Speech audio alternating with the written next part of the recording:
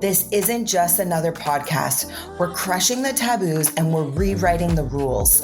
It's the space where we normalize women becoming wealthy. If you're done playing small and ready to become the CEO of your life and the architect of your future, then my girl, you're in the right room.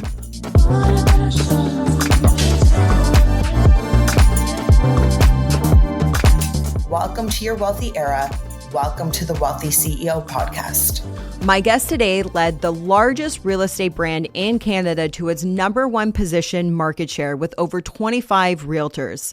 Christopher Alexander is a third-generation RE/MAX leader, a brokerage owner, and a global consultant, and is one of the sharpest minds I know on where the Canadian real estate market is actually headed right now. We're going inside the boardroom, inside the deal room, and also talking about AI and the future of real estate. In this episode, Christopher holds nothing back. Joining me on today's episode is a very special guest, somebody who I've actually known since I was a child.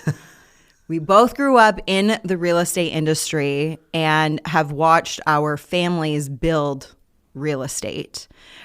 Joining me is Christopher Alexander from the RE/MAX family. Thank you so much for being here. Well, thanks for having me, Shae. Great to be here.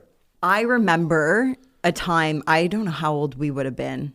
I think are you older than me or are you younger than me? I think I'm older. You're older. I'm 84. Oh, you're older. Ah, okay. Okay. Yeah, okay, there you go. I'm older than you. I always thought you were 2 years younger, but... I think it's because I'm so much shorter than you.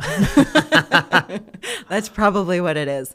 But I remember one summer, we were up at your cottage with your family. My parents were there, my younger brother, and us doing the, actually, there's a couple times because there's the ATVs, but then also the snowmobiles. Yes. That we did. Yes, so, we did that a few years. Yeah, we did. And like way back, like I only have splotchy memories of that. That's how young I was. Yes. Right? I remember you came up with a friend as well, who my friend was really into.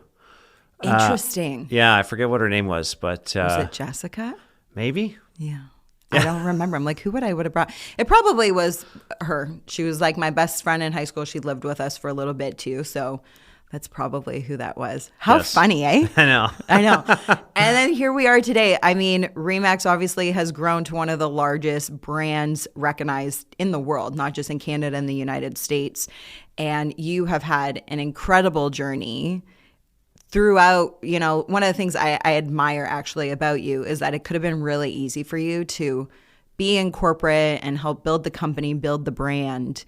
And I remember the day I heard that Christopher Alexander is a realtor. He got licensed and he joined a brokerage. And I remember being like, why did he do that? Like, he doesn't need to do that. But that's where you started. And then when you left corporate, you were president of RE/MAX Canada Atlantic, right?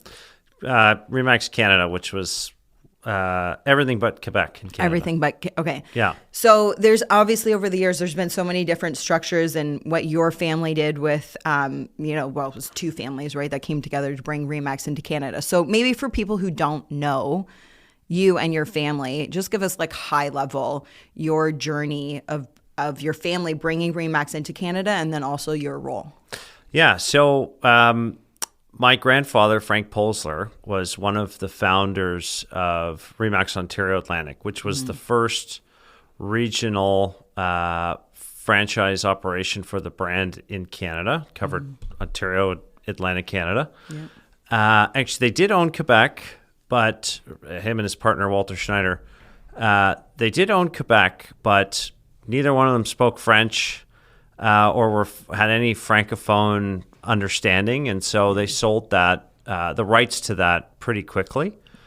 However, RE/MAX Ontario Atlantic Canada really sparked the brand in Canada. There was a franchise that was sold in Calgary in 1978, so a couple of years before them, but it was just a single office. Yeah.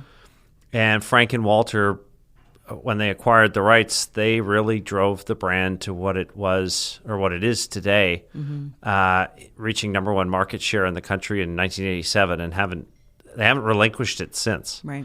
And so fast forward, when after they brought that brand, they had converted Frank's real estate company. It was an independent company called Polsler Real Estate. That became Remax Professionals, which was a brokerage company that stayed in my family. First, my mom ran it, and my dad worked at Remax Ontario. And then about 7-8 years in, my dad resigned from Remax Ontario, took over the brokerage, and my mom went to Remax corporate and started working as their regional director. And when I became old enough to work, summer of grade 8, I started out, cleaning toilets and doing maintenance at the office, like a janitor role. Yeah. With our maintenance guy there. And that was when I first started to really interact with real estate agents, a brokerage. Throughout the years, I would, worked in the accounting department. I answered the phones. I worked behind the front desk. I broker loaded listings, like all these kind of things that at the time was just a paycheck. But I really started to understand the realtor, how they think, how they're demanding, especially high-performing ones. And then, I thought while I was going through university or high school that I wanted to do my own thing. But I also realized really quickly that I hate school. And if I wanted to make real money, I would have to take more of that. Right. Like get a master's or become a doctor. And that was just way too much education that I wanted to go through. Yeah. So I got my license. As soon as I finished university, I got into selling real estate. So January 2010, I took a couple victory laps in university. Yeah. Was when I started selling, and I did okay as an agent in my first year. I think I had like 3 sales and a handful of leases. Yeah. Second year, I did much better. Yeah. And then I just kept kind of building. But I was never like this superstar real estate agent. Mm-hmm. But I always enjoyed the sales part of it. I enjoyed like all the training and coaching that I went through, learning how to interact with people, and learning the contract side of the real estate transaction was always really interesting to me. Mm-hmm. And then in 2014, I got an opportunity to come to Remax Ontario and get into the franchise sales department as a sales consultant. And really quickly, I learned that this is what I was most passionate about. Interesting. And I had a lot of success in franchise sales, way more than I ever did as an agent. Yeah. And then some dumb luck happened. My boss at the time resigned. I spent probably 6 months trying to convince my mom, who was CEO at the time, and Walter Schneider, the co-founder and president, that I could do the job. And, with a lot of persistence and convincing, they agreed to give me a shot. And I just never looked back. I was also very fortunate that my mom was nearing retirement, or she wanted to retire. She wasn't at the typical retirement age, but she had been working her whole life, and that role, in any high profile role, can be very demanding and draining. Yeah. Especially when you're traveling a ton, because our regional base was so wide. She just kept dumping more and more of what she wanted to do. So I got involved in our U.S. regions. And, I was always really hungry and wanted to learn. And I understood that I was young and inexperienced. And so, I would really use Walter, my mom, my uncle, even my grandfather at times, when he was willing for advice on complex and difficult situations. Yeah. And that really helped. All that knowledge and experience and tenure at my fingertips was really a good foundation for me to lean on. Well, I love that you said that you had to convince them. Like, it was not just handed to you, right? Like, you really had to earn the space. And I think sometimes too, because for other people watching, there's almost this like, well, obviously he's going to get that because like, look who his mom is, or like, look who, his grandfather is. And So to hear you say that you had this appetite, it's almost like you actually have to do more just to be almost like get what somebody else would get. Like you have to do more to earn like that respect, earn that space. Yeah, I mean, in a family business, there's a lot of perks that you get being a family member, but there is this added layer of like perception and eyes that are on you. Yeah. And, you know, you can go one of two ways with that. You can take it as entitlement that you're a family member and like, too bad, I'm in the family and you got to do what I say. Yeah. Or you take the route of earning the respect. Yeah. And that was always really important to me personally. Mm-hmm. And, you know, people talk about imposter syndrome and some of that. I don't know, like if I ever really suffered from that, but I did certainly, I was always cognizant of I'm representing the family. I want to do right by them. I want to make them proud. And I want people to continue to respect the legacy that they built. Yeah. And so that was always my other than the, you know, hitting my goals and things, earning that respect was always really critically important to me personally. Yeah. Well, and I mean, I respect you for that because there's many different family structures that you see where like that's not the case. And oftentimes there's an internal that starts to get dismantled because of that, you know? So, and it served you, obviously, like you led Remax once your mom was retired and even like all your family members had retired because Remax Integra, right, which for some people listening basically think like West Canada, part of the United States as well that you guys had, you sold it, what, 5 years ago? 5 years ago in July, yeah. Yeah, 5 years ago, right? So, and then you stayed on in a leadership capacity, which also too, like if they didn't see your value and that you had the experience and the knowledge and the expertise, you would have just been part of the exit package. Would have been like, see you later. Yeah. I mean, any company that gets acquired, the buyer will see synergies where they can cut staff and use their own people and sometimes there's good people in the company a lot of times there's good people in the companies they acquire. Yeah. But going through that sale process was one of the most stressful times in my life. You know, the first go around, my mom was really leading it with Walter. And then the deal died because of the pandemic. And when it came back around, she was like, I'm done with this. Like you run with it from our side. And so Walter and I really pushed to get that over the finish line. Yeah. But I couldn't help but think like, I'm negotiating myself out of a job. Right. But Remax LLC and particularly Adam Contos was very forthright with me that he's like, I need you, man. Like you've got the intel, your whole family's moving on. You've got the expertise. You obviously know what you're doing. Like we need you. We want you. But Nick Bailey, who he had hired as president at the time, he was always kind of skeptical of how long I would stay because he was concerned that I would get fed up with the corporate BS of a large enterprise and especially a public company. Yeah. And so there was some convincing with him too. Like when they brought me on board, I kept my title of executive VP and Nick was always like, well, I'm not going to make you president until I know for sure you're going to stay. Right.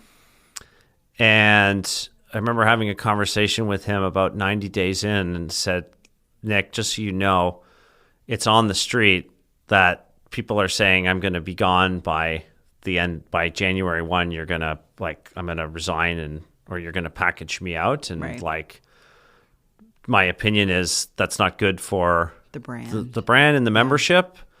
And I'm in for the long haul because I really loved what I was doing and I wanted to make sure it was a successful transition because a lot of the people in the network. I had long-standing relationships like yourself. Yeah. Like some of the broker owners that still own franchises here in Ontario today, like I've known since I was literally a baby. Totally.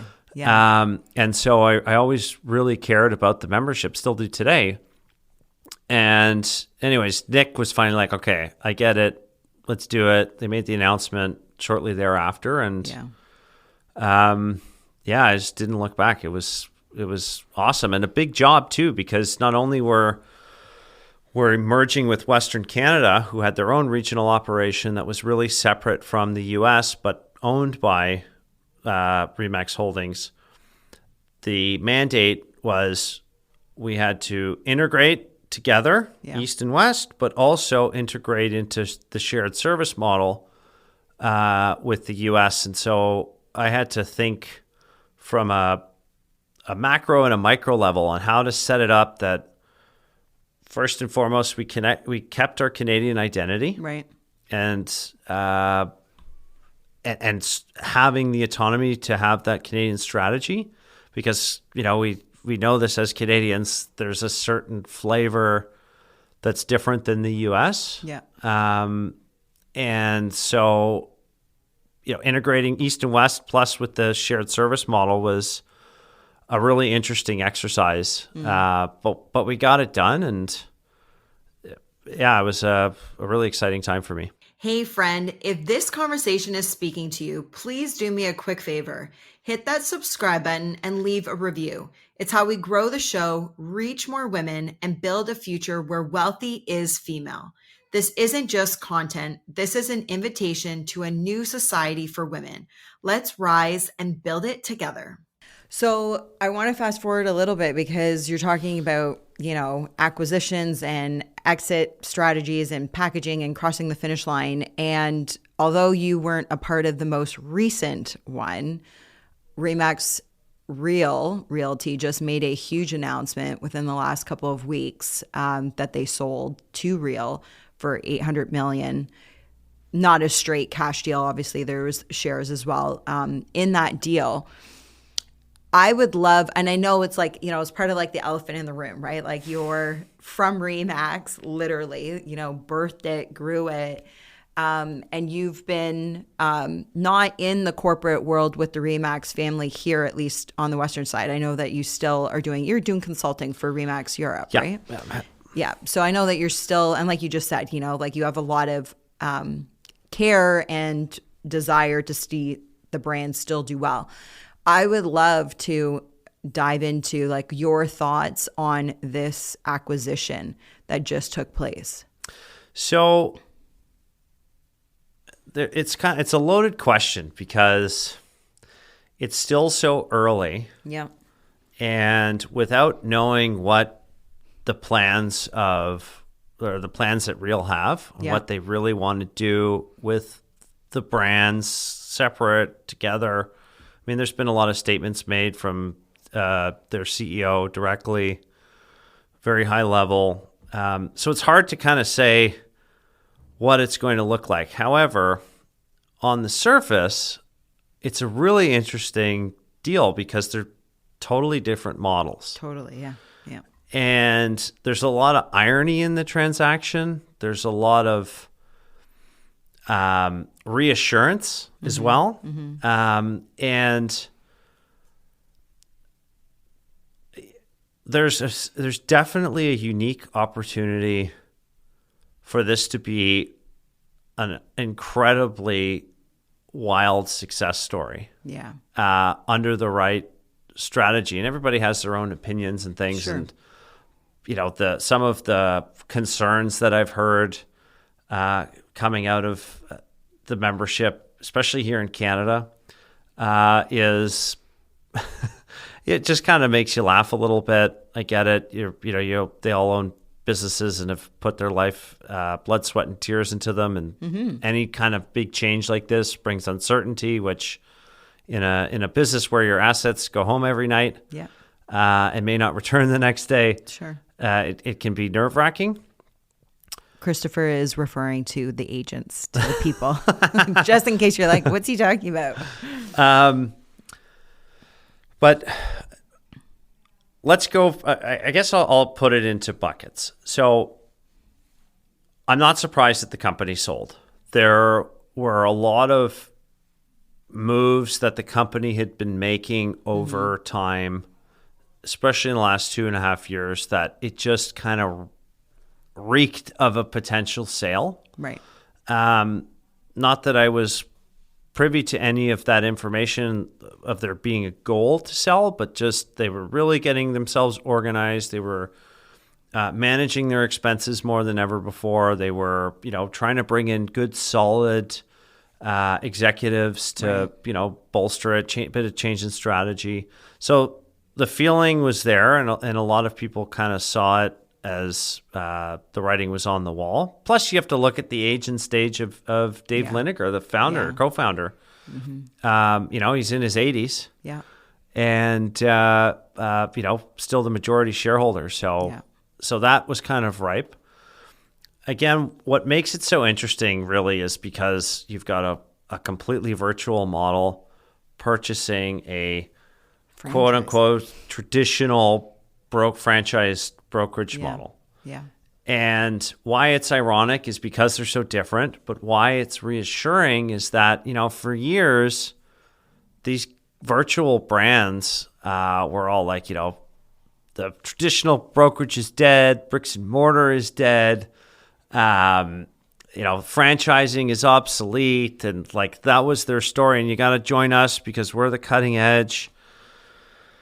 Well, what's clear is all of those virtual brands, and even the franchise companies as well in certain parts of the world, namely the US, Canada, it's still the number one model. In Europe, it's growing like crazy. But in the United States, they've had their struggles in recent years.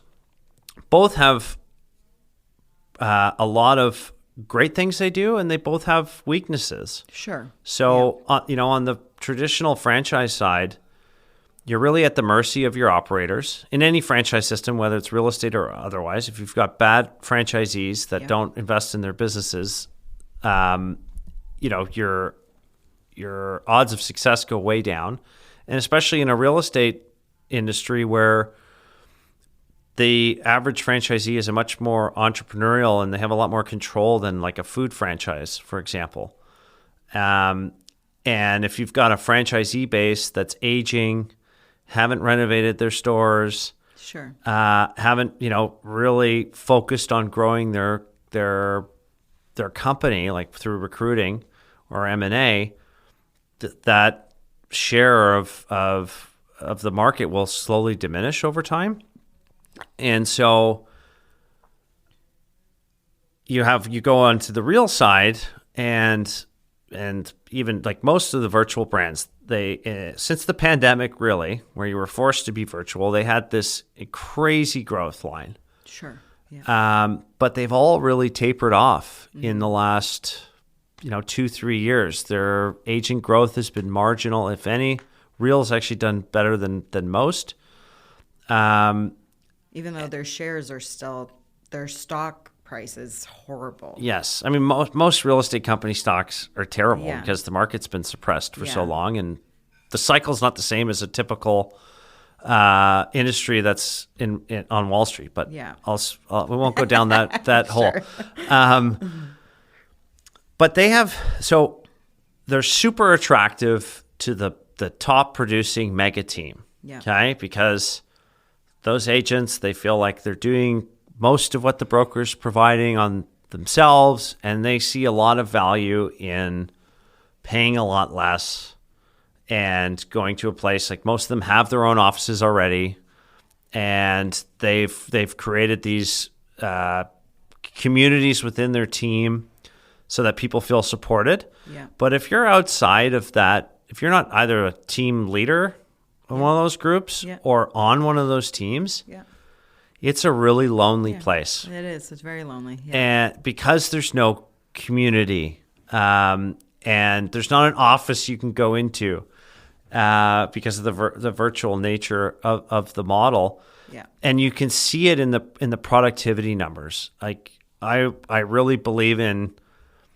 if you want to get better at something, you surround yourself with other people that are better than you, so you can learn from them. And if you're in the real estate space and you're in an office environment where people are producing, you feed off that. Yeah. And so when you're in a virtual environment, it's really, really difficult to have that kind of spin-off drive from other agents because they're not around you. Right. So what I'm trying to say is there's an opportunity to marry the two models. How would you do that, do you think, though? Because like you have, and just for people who don't know, like Real is not just a virtual cloud-based company. They're one brokerage. They're not on a franchise model, right? Which some people don't realize that. It's like one company, one global brokerage. And then you have all of these franchises across the United States. It's so interesting to, like, for me, I'm like, I don't know how do you actually properly merge that? Is it just they're adapting the AI ability and they get the upswing from that? Or do you think it's going to be like a complete blend? So the Real CEO has been very forthright in the fact that he intends to keep both brands. Right. He doesn't want to make any big drastic changes. History tells us that at a certain, like in any other major acquisition from one brand to another or company to another, things will change eventually. Yeah. They have to find a way to take the best of both. So what I was saying earlier is like the virtual model is super, super attractive to the top producer. Yeah. And the franchise model or the traditional brokerage model is the best place for you to start and grow your career. Totally. Yeah. And so the question is, how do you take the best of both and marry it? Yeah. And I've had a lot of thought about this long before the Real acquisition took place in Europe. We have a couple of competitors that are very similar to the virtual models in North America. Yeah.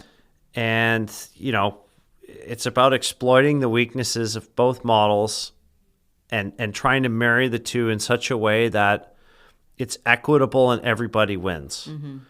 Which is everybody wins is an old RE/MAX saying, but that's really the key. And I think that I don't want to say I've solved it, but I see a world where if you get to a certain level as an agent, you earn the right to go to this virtual space where you get a lot of the core brokerage services.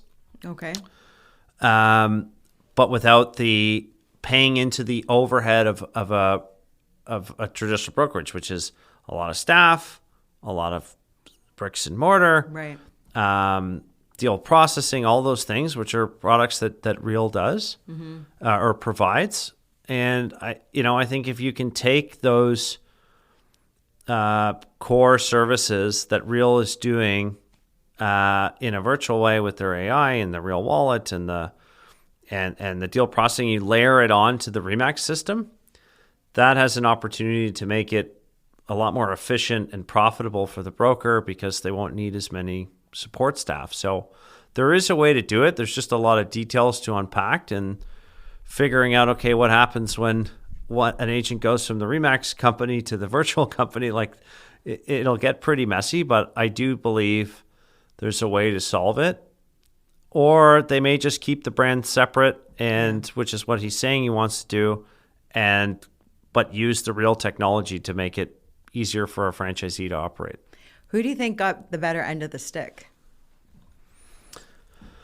What do you mean? Like Real or RE/MAX?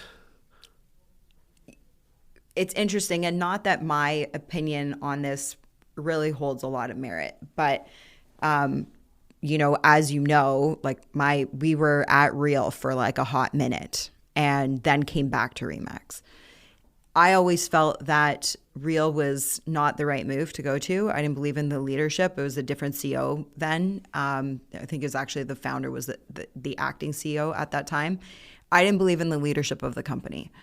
So, and I shared with you, as we were coming into the studio, that like you, I saw the writing on the wall with Remax. Like, I could just certain things that were happening and also not happening at Remax, and being in the Remax family, like also my whole life, basically. I could just see that it makes sense that they're going to end up selling to somebody, because what they would need to do to reinvent themselves or to become more innovative in the space, one of two: you either pump a whole bunch of money in, which they didn't have, or you sell. I was most surprised to see who they sold to. And that for me, where I was like, wow, they went to like real. And so even now, I actually don't know how to answer that. I'm like, I don't know who that benefits more, Remax selling. Like they sold the deal. So I think for them, it's like, we sold. They obviously got to an extent what they wanted. Otherwise, they'd still be negotiating. Right? So you have to look at it from both sides. And, this is my personal opinion. Yeah. So, Real, like a lot of the other Wall Street real estate companies, were heavily investor backed. Right. And they've been selling their story to investors, in Real's case, since 2014, so 12 years. Yep. They had rapid growth, and then they've all kind of tapered off. And when you're a publicly traded company, you need to show revenue growth for your stock price to keep going up. Sure. And so at a certain stage, the investors are like, either this is going somewhere or I want my money back. Right. And so my guess is they were facing a lot of investor pressure over the last couple of years to grow their revenue. Right. So what's the easiest and fastest way to do that? Yeah. Go and buy another company that's got strong revenue. Right. And Remax is that. And, there's a lot of stuff on social media about the decline of the Remax brand. The reality is, the only place in the world that it's really been declining is the United States. Right. Which, unfortunately for the brand, that's the epicenter. That's where they're publicly traded. Totally. It's where they're founded. It's the biggest market on the planet. Yeah. But the U.S. is the only real region that has had the big struggles. Yeah. Like, Europe's growing like crazy. Canada's 30% market share. South America's doing very, very well, especially Argentina and Brazil. The Southeast Asia is a bit of a dog's breakfast because it's just such a different world. No organized real estate or anything like that. No regulations of any real significance. But the brand is strong. Like Europe, we've just came off the best year in our history. Yeah. We've been growing at 15% a year for the last 7 years. Yeah. Canada just did the largest acquisition in the brand's history. Yeah. Or conversion, sorry. So, it's just the U.S. that's facing those challenges. And so it's driving really strong revenue still. It's a profitable company. Mm-hmm. And so I think, obviously, I have bias growing up in the Remax system, but it's such a well-known and respected brand globally that you'd have to say for a company with a great story and starting to get the recognition on the business side, that getting a Remax under their fold, that's a big win for them. Yeah, huge. And you know what? And the one piece I hadn't considered was exactly what you said about the shareholders. And so in some ways, it's like they both benefited, like they both got part of the stick, right? As opposed to who benefited better. So that was an interesting and very real perspective that I hadn't looked at. So I appreciate the insight on that. Christopher, I want to jump into Canada right now because the Canadian market, for so many people, they don't realize that the government, Canada, the economy here actually really relies on real estate as part of the contributor to the stability of our economy, right? Whereas when you look at the United States, and I think in Canada, you would probably know this stat a lot better than me.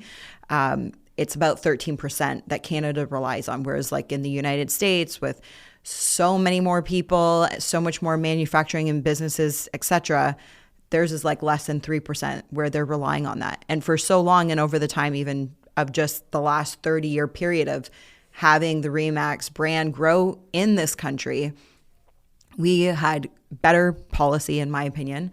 You know, we had immigration growth, you had growing companies here. And now really for the first time in yours and my lifetime, we're seeing this reverse effect happen where in some ways it's almost like the 80s, even though you and I were both born, we were alive, but we didn't, you know, we weren't affected by that. We weren't thinking about monetary policy. No, we were not at all. And we weren't worried about gold skyrocketing and interest rates being, you know, double digits and so high. But we're at a point where it's not just inflation and interest rates are rising. We're also seeing a major exodus of mega capital, like leaving Canada. And I'm just curious as to what do you think, like, how is that going to affect real estate here for people? Or even from an investing structure, like what you would advise? Well, I think the biggest challenge that most Canadians have, or well, Canada has with real estate right now is affordability. Yeah. And perception and entitlement to a certain degree. And I'll be super careful now because I want to make sure I'm not delivering the wrong message. But it's really, really expensive in our primary cities. Call it, you know, Toronto, Vancouver. Montreal's decent, but it's getting worse. But the three cities that people go to when they come here are Toronto, Vancouver, Montreal. Yeah. And when your average sale price is still in and around or even north of $1 million, that's expensive. Yeah. And when I say entitlement, like, and it's not just in home ownership, but the current generation of first-time buyers, I kind of felt like they expect to have close to what their dream home, in their opinion, should be on their first purchase. But that's not how it works. No. Unless you're, come from a super wealthy family or you got some crazy job or started a business where you can afford that. Yeah. Most people start at they start small. They buy a small condo that they can afford. Yeah. They build up some equity. They sell it. Then they move on to something else. Like it takes, 3 or 4 turns to end up in that dream home. And so I think people's perception of what they should be able to afford out of the gate is not the reality for most people. Yeah. But can I ask you a question on that? Yeah. Do you think that those people that have that perception are making more income than they would have, or like that average person like 20 years ago? Because like, I think as you're saying, I'm like, it's a great analogy. Like you don't just start at a new job and become the president or the CEO, right? Like even just your story. And I didn't know this, but similar, I also did the filings. I cleaned the closets, didn't have to clean the toilets, thank God. but like when you shared your story, it's like you work as a janitor, then you start answering phones and you little by little, right? Like you're working your way up. And so does your income level also modularly increases over time. Do you feel that the people who have that perception, are they making more as a base that typically have that kind of entitlement perception? So, because we're in such an era, right? Like where 17-year-olds are making millions of dollars because they're on YouTube. But that 17-year-old who is making millions of dollars on TikTok or YouTube is not the one complaining that they're priced out of the market. So I'm just curious as to what you think that those 17-year-olds are, I hope they're few and further between, the exception, not the rule. I think what's really hard for people is it's not just the price of real estate, it's everything else. Right. Like, you buy a couple of steaks at the grocery store and it's like, it can be $100 easily. for 2 strip lines. Yeah. Clothing's really expensive. Obviously gas right now in the world we're living in. there's uncertainty. So that's anytime there's uncertainty and low consumer confidence, major purchases, homes, cars, pretty much anything that's over $5,000, that is usually the first thing that people want to wait on. Yeah. I just think what I've noticed even before the ancillary affordability challenges really set in 2022 with raging inflation, there was this perception of like, well, I can't afford to live in Rosedale, right? Or even like Moore Park, which is like the little bit less Rosedale. Yeah. And it's like, it just doesn't work like that. And I also don't think, unlike the United States, in Canada, there seems to be a lot more resistance to picking up and moving from where you can't afford to where you can afford. Right. And that I also see as a huge opportunity for the country. It's like, I've been saying this for like a decade. We've got to find a way to attract people to, Regina, Winnipeg, Edmonton, like Calgary's had a boom recently. So has Halifax. St. John's, Newfoundland, amazing. St. John, New Brunswick, also amazing. Like these other great cities that have potential. Thunder Bay even. They get tons of sunshine. Right. Yes, it's cold and it's kind of disconnected, but the more those communities grow, the average sale prices in most of them are in and around $300,000. You can get a really nice home for that price. Are you going to move to one? I have done the move up chain throughout my life. I'm just kidding. But, AKA no, Shae, I'm not. I mean, we were just having an open dialogue 100%. Here, but like that's the difference in the Canadian mindset. I think for people is like in the U.S., people are like, okay, I can't afford to live in Manhattan. I'm gonna go to totally Newark or they'll move across the country. They'll go to like. What am I thinking of? Fresno, California. Right. Because there's a good job there and affordability is better. Yeah. But there are fundamental challenges with Canada's economy that, the new government, I think, is making a considerable effort to tackle them. We'll see how it goes. But, you mentioned the reliance on real estate. Yeah. At one point in Ontario, specifically, it was the number one economic driver for like a 4 or 5 year period. Yeah. That's pretty crazy. Yeah, it is. It's actually scary. Because I don't think people really realize that. And even if they realize it, I'm not sure that they actually understand the weight of what that means if things get worse here, because it's going to push it further into a collapse, and what that then means to Canada versus the United States that's not reliant on it in the same way. Yeah. And,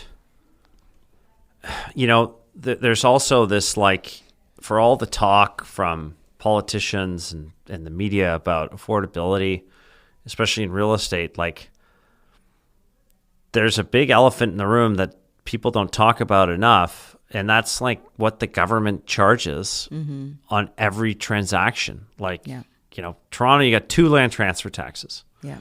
Okay. Olivia Chow puts a sliding scale increase on that Toronto land transfer tax on homes over $3.5 million because they're luxury. Right. Most homes in that price range are not luxury. Yeah. So it's another cash grab from her. The government's got their hands in our pockets on everything. Literally. So heavily. We're so heavily taxed in Canada. Yeah. You don't have to look far to see that is not that's not policy to really grow your economy. It's prohibitive. No. It creates a buoyant government base. That's where government jobs are ballooning. Yeah. And like, there's an opportunity they've got to find a way to make it like depenalize the transaction. Yeah. I agree. As opposed to, incentivize the transaction instead of penalize it. Yeah. Because, I mean, Ford and Carney just released that development plan where they're going to waive HST, and I'm kind of out of the loop in the last year, but that's a good start. Yeah. But there is a lot of other hidden government taxes that really kill it for people as well. But even like with that, they also did, they're like waiving for the next 2 years certain development charges, for the That's what I meant, builder. There is the HST as well. There's this development one is included in that. But similar to the carbon tax, I'll just use this as a quick analogy. I think majority of Canadians think that the carbon tax was removed because, like Carney said, oh, we removed it, it disappeared, when really it's gotten put on the providers, like the business owners, and what do? They just raise prices, and that we're paying for that, right? So to an average person who doesn't know how to critically think, or maybe believes everything the government says, and they don't realize to like ask, like follow the trail, because the government just usually doesn't take away something that they're expecting to have revenue from. And so it just gets hidden in other ways. And so the builder development charges as well is kind of like that as well. Yeah.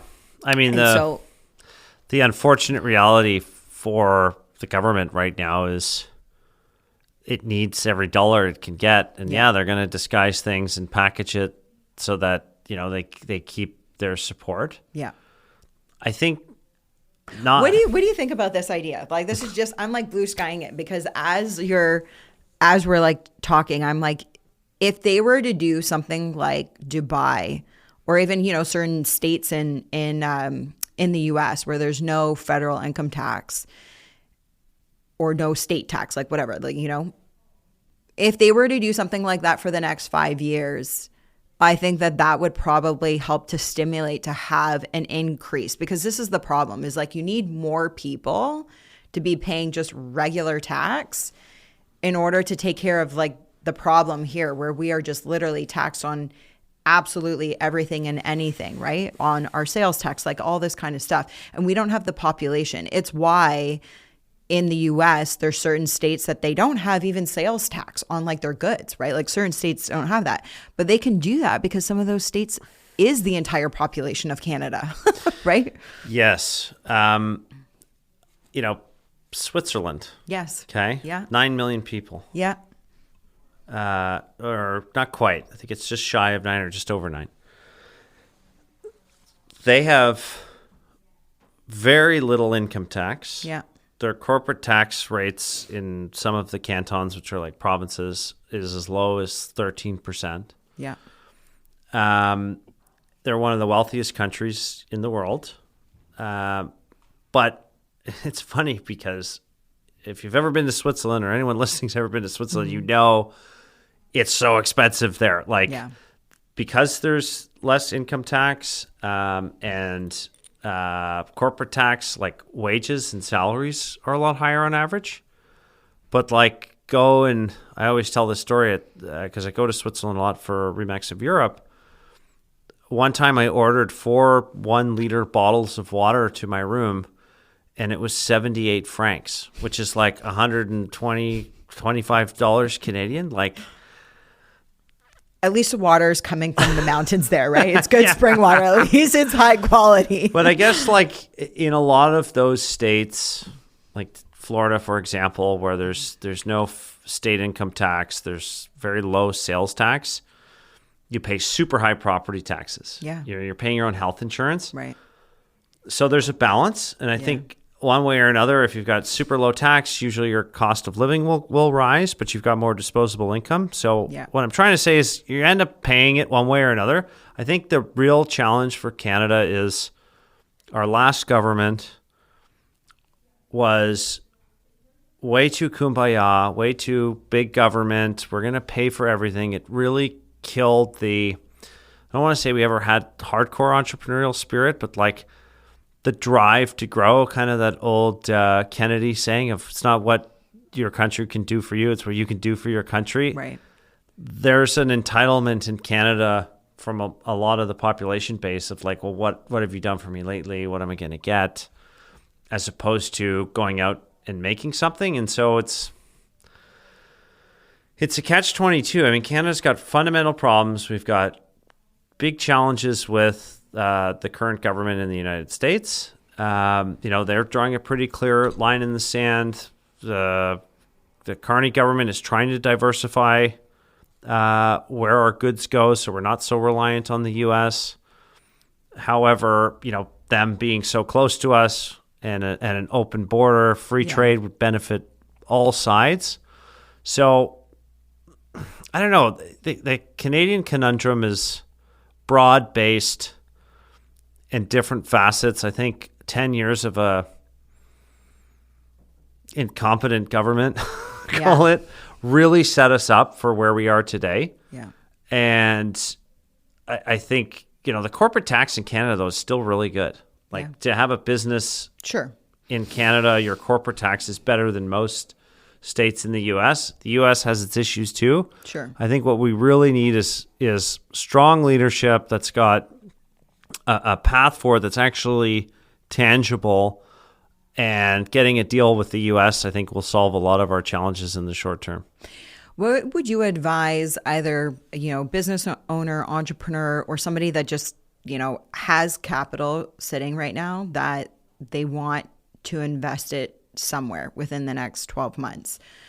Like, where would you be investing capital? Is that in Canada? What would that be in? Is it outside of Canada? What would that be in?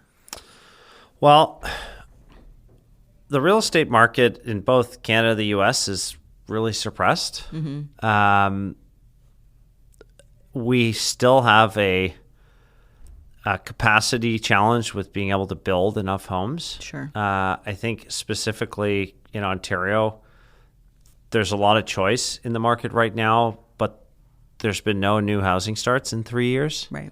Yeah. So you just do the math on that. Totally. And so, over time, your opportunity to have big gains is huge. And, if you've got capital and you can afford to stay in for at least 10 years, real estate is a good place to put it. I'm a big fan, or becoming more and more of a fan, of commercial real estate, because as a landlord, you get a lot more control. Yeah. Ontario is very tenant friendly versus landlord friendly. Yeah. So it can be really difficult to manage residential tenants. Yeah.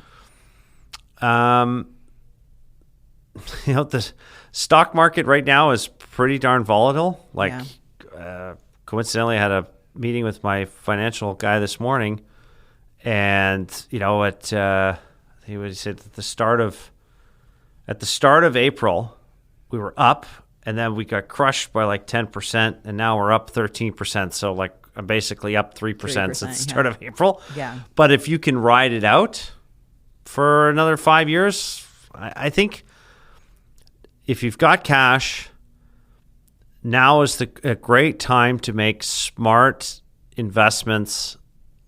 I don't want to say anywhere, but real estate market suppressed. Lots of choice. We're out of the frenzy of multiple offers and skyrocketing prices. Yeah. It'll come back to that at a certain stage. I think probably late 28, 29 is when we're going to see really robust market activity. Yeah. And then on the stock side, if you can ride it out,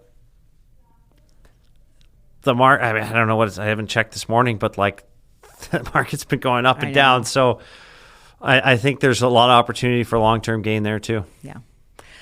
Christopher, I would love to keep going with you, but I have one last question I want to ask you. Sure. When you think back to, let's say, your 20-year-old self in the seat you are in today, which really, I'm going to say, you're a retired president, you've been a CEO, you're in the consulting chair right now, still actively. What advice would you give to your younger self around wealth and building to become the CEO that you didn't know back then? Around wealth, start now. I always wanted to be an investor, but because I didn't really understand how it worked, I didn't really start investing outside of contributing to my RSP until I was 30. Mm-hmm. So had I started when I was 20, sure, I would have been a lot further ahead now. Yeah. So if you don't understand how it works, find somebody that does, learn from them, get somebody you trust, and start as soon as you can, even if it's a little bit every single month. Yeah. that pile will grow and grow and grow as long as you're disciplined. Yeah. And on the CEO side, I think two things. Believe in yourself, for one. It's cliche, but it's true. Like it really starts there. And there are times where you're going to be rocking it and up, and there'll be times where you're not and you're down. But finding that desire or motivation to keep going is I think what separates most people, or the good ones from the, not even the good ones, but the ones that end up successful and the ones that aren't. I love that.